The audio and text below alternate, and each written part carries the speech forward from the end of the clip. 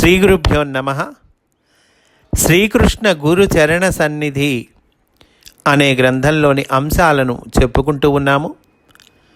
అందులో భాగంగా పునరుత్థానము అనేటువంటి అధ్యాయములో మనము ఉన్నాము. మాస్టర్ గారు దేహత్యాగం చేశారు. ఆ అనంతర విశేషములను పున్నయ్య శాస్త్రి గారు మనకి చెబుతూ ఉన్నారండి.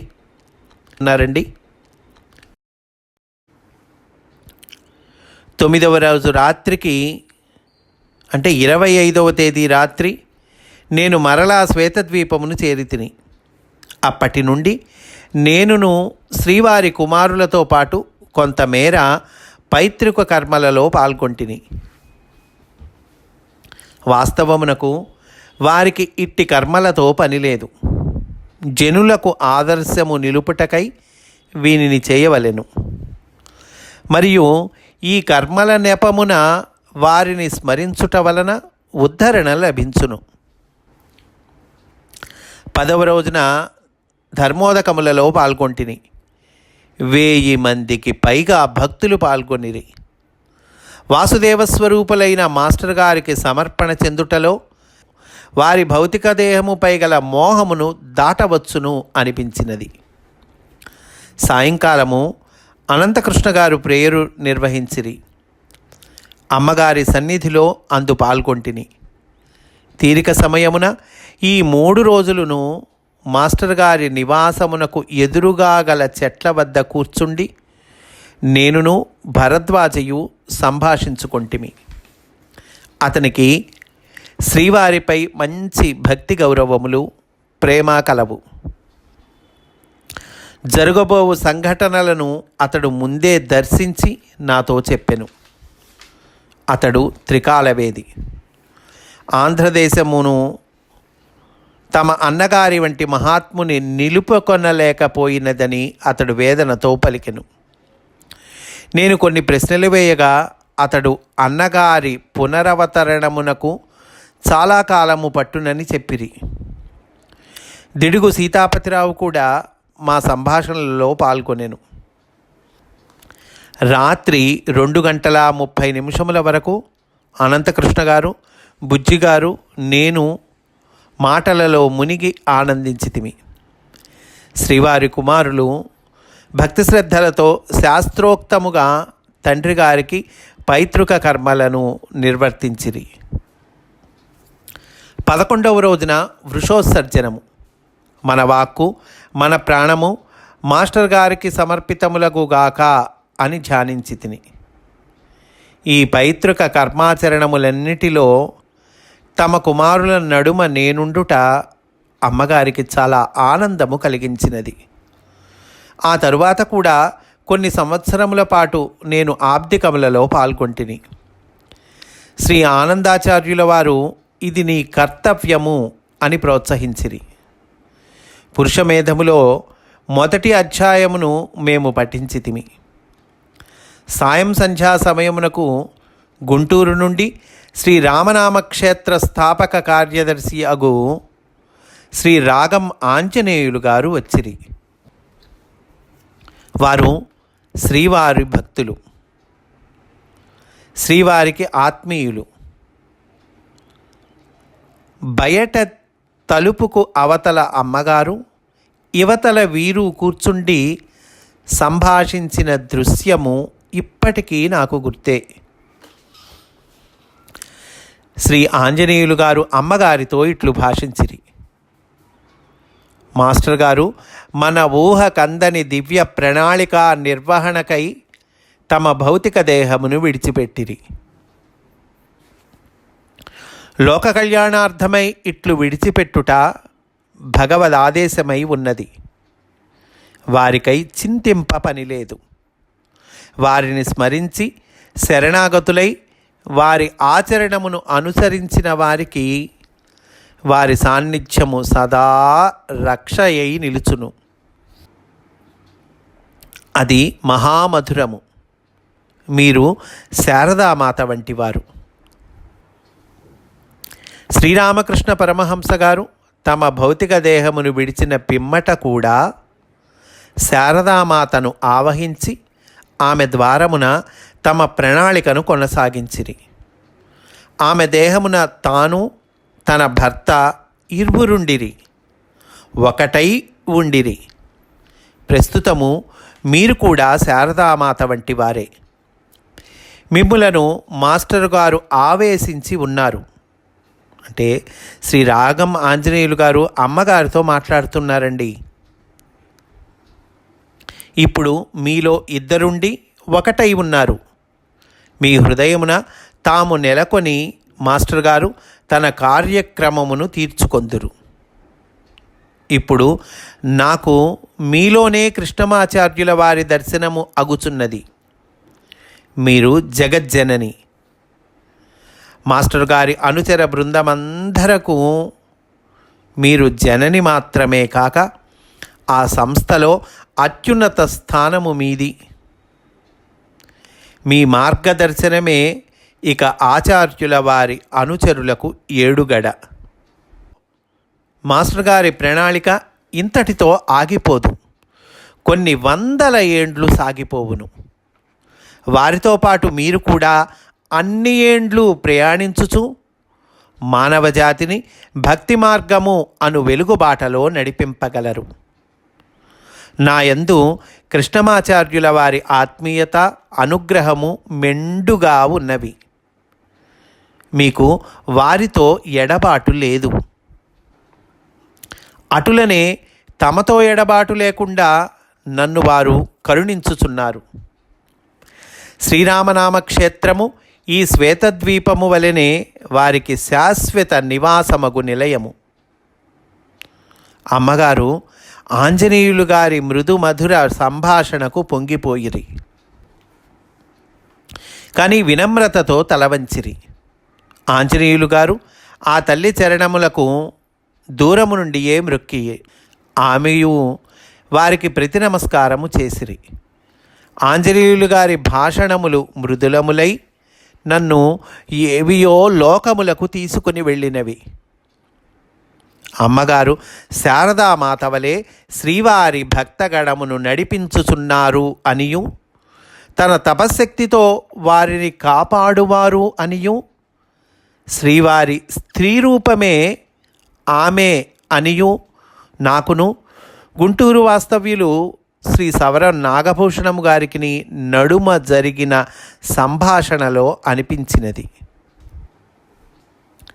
12వ రోజున అనంతకృష్ణ గారి ఆదేశమును అనుసరించి నేను గోదావైభవ కావ్యము నుండి చీకటి కవ్వలా అను మధుర ఘట్టమును గానము చేసితిరి.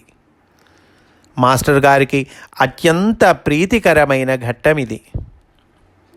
శ్రీవారి తమ్ములకు శ్రీ వేదవ్యాస్ గారు, వారి ధర్మపత్ని గారు ఈ సదస్సులో పాల్గొని ఆనందించిరి. శ్రీ వేదవ్యాస్ గారు నన్ను మేడ మీదకి కొనిపోయి నాతో ఇట్లు చెప్పిరి: మీకెవ్వరికి తెలియని రహస్యం ఒకటి కలదు. శ్రీవత్సమనగా సాముద్రిక శాస్త్రానుసారము ఛాతిపైన ఒక విధమైన కేశపాశము, అది సుడులు తిరుగుచుండును. ఇది మా అన్నగారి వక్షముపై కలదు. మీరెవ్వరునూ గుర్తించి ఉండకపోవచ్చును. నాకు బాల్యము నుండి తెలియును.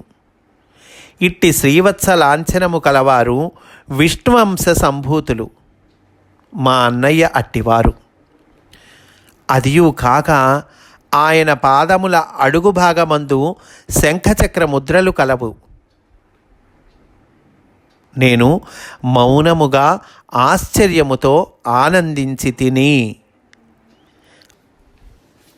అమ్మగారు ఈ 3 రోజులను కర్తలగు తమ కుమారుల వరుసలో నన్ను కూర్చుండబెట్టి భోజనమును ప్రసాదించిరి.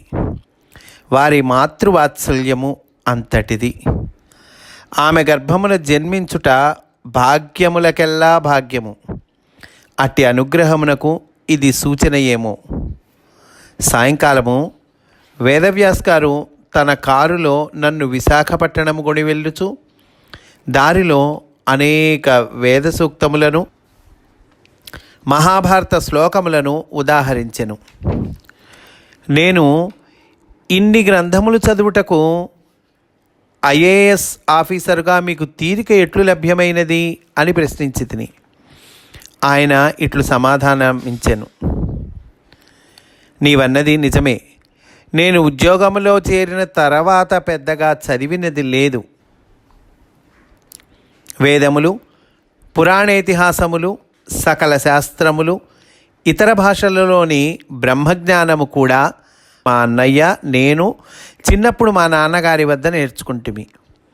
ఆయన ప్రసాదించిన జ్ఞానము కాక నాదని ప్రత్యేకముగా ఏమీ లేదు. ఆ రాత్రి విశాఖలో మాస్టర్ గారి అనుచరులలో కొందరిని కలిసి తిని ఆ రోజుననే జరుగుతున్న సపిండీకరణ కార్యక్రమమునందు మనసు పెట్టి తిని మాస్టర్ గారి కుమారులు శాస్త్రవిధిన గోహిరణ్య సాలగ్రామ సరస్వతీ దానాదులను భక్తితో గావించిరి. మాస్టర్ గారి అనుగ్రహము వలన నాకు సరస్వతీ దానము చేసిరి.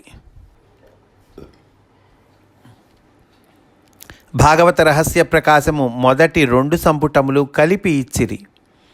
ఆ తదుపరి మాస్టర్ గారు చివరిగా చేపట్టిన ఉత్తర రామచరితను నాకు ప్రసాదించిరి. కుమారుల ద్వారమును కూడా శ్రీవారు నన్నిట్లు అనుగ్రహించిరి. మాస్టర్ గారు తనకు జబ్బు చేయుటకు ముందు నాకు అందజేయమని డేవిడ్ ఎండ్రియాస్ రచించిన through the eyes of the master అను గ్రంథమును నాకు చీసవు శివనాగేశ్వరి ద్వారమున పంపించిరి. ఆమె ప్రార్థన మేరకు ఒక కృష్ణుని విగ్రహమును ఆకాశము నుండి సృష్టించి తనకి ఇచ్చిరని ఆమె నాకు తెలిపినది. 13వ రోజున అనగా 29వ తేదీన పరమపదోత్సవము జరిగినది. సుమారు 1000 మంది అందులో పాల్గొని భుజించిరి. పూజ్యులకు శ్రీ లక్ష్మణ యతీంద్ర గురుదేవులు, శ్రీభాష్యం అప్పలాచార్యుల వారు వేంచేసిరి. మేడపై గల ప్రార్థనా మందిరమున ఎల్లరము ఆసీనులమైతిమి. శ్రీ లక్ష్మణ యతీంద్ర గురుదేవులు మాస్టర్ గారిని శ్రీకృష్ణునిగా భావించి ఆసువుగా ఒక శ్లోకమును చెప్పిరి. ఈ శ్లోకమున మాస్టర్ గారు వారి తండ్రి గారు కూడా స్తుతింపబడిరి. ఇది ప్రసిద్ధమైనది. ఎకిరాల కులాంబోధి విధుమానందరూపిణం అనంతార్యతనూజాతం కృష్ణం వందే జగద్గురుం. గురుదేవుల ఈ మధుర శ్లోకము విన్న వెంటనే నాకిట్లు స్ఫురించినది. అనంతాచార్యులు అనగా అనంతాచార్యుల వారు మరియు పూజ్యుడగు ఆదిశేషుడు. తనూజాతుడు అనగా అనంతాచార్యుల వారి శరీరము నుండి పుట్టినవాడు మరియు ఆదిశేషుని శరీరముపై నుండి పైకి లేచినవాడు. కృష్ణుడనగా ఆ కృష్ణుడు, ఈ కృష్ణుడు, ఆ కృష్ణుడే ఈ కృష్ణుడు. తదుపరి శ్రీమాన్ శ్రీభాష్యం అప్పలాచార్యుల వారు మనోహరముగను సందర్భోచితముగను ప్రసంగించిరి. శ్రీరామ శ్రీకృష్ణావతార వైభవములను గూర్చి ప్రసంగించి ఆ 2 అవతారముల కూడలియే శ్రీకృష్ణమాచార్యుల వారిని ప్రస్తుతించిరి. మాస్టర్ గారు అధీతి బోధాచరణ ప్రచారములను 4 కలవారని ప్రశంసించిరి. వీరిరువురు మాస్టర్ గారి కుమారులకు ఆశీస్సులను అందించిరి. కోట వాస్తవ్యులకు శ్రీమాన్ రాజగోపాలాచార్యుల వారు తనకు వచ్చిన స్వప్నమును సదస్సుకు ఇట్లు తెలిపిరి. అనేక వర్ణచక్రముల నడుమ నీలమందున్న శ్రీమాన్ అనంతకృష్ణ గారు ఉన్నారు. చివరిలో అనంతకృష్ణ గారు కూడా వినయముగా పెద్దలకు సదస్సుకు నమస్కరించి ఆసువుగా తండ్రి గారిని నుతించుచు కొన్ని శ్లోకములు చెప్పిరి. అవి రమణీయములు. శ్రీకృష్ణమాచార్యమనంతపుత్రం సత్సాధుమిత్రం కరుణార్ద్రనేత్రం గురుం గురూణాం పితరం పితॄణాం అనన్యశేష శరణం ప్రపద్యే. అది మొదటి శ్లోకం అండి. 2వ శ్లోకం సివివి కృత రాజయోగమజరం ఆనందమోక్షాత్మకం కళ్యాణాత్మకమద్వితీయ ఫలదం సౌలభ్య నిర్వాహకం విస్తారీకృతమాత్మబోధన కరైర్వ్యాఖ్యాన వాగ్భిర్యయా తస్మై మత్పితుర్పాద పద్మయుగళే చక్రీమదాత్మార్పణం. ఇది రెండో శ్లోకం అండి. మూడోది, గోదావైభవ భక్తిభావలహరి శ్రీరాస లీలాచతే పీయూషద్రవమర్పణాఖ్యమపితే గానం ఋతూణాంచతే శ్రీమత్ శ్రీపతీశ్వరస్య విభవం శ్లోకం శతం యత్కృతం కళ్యాణాత్మక మార్గదర్శక ఫలౌ సిద్ధాని గ్రంథాని తే. ఈ చివరి శ్లోకము మాస్టర్ గారి కావ్యములను గురించి ప్రస్తుతి అని అంటూ ఉన్నారండి. పున్నయ్య శాస్త్రి గారు వివరాలు తెలియచేస్తూ ఉన్నారు. ఈరోజు ఇక్కడితో పూర్తి చేసుకుందాం. రేపు కూడా ఇదే అంశంలోని విశేషాలను చెప్పుకుందాము అని సవినయంగా మనవి చేసుకుంటూ స్వస్తి. వాసుదేవ.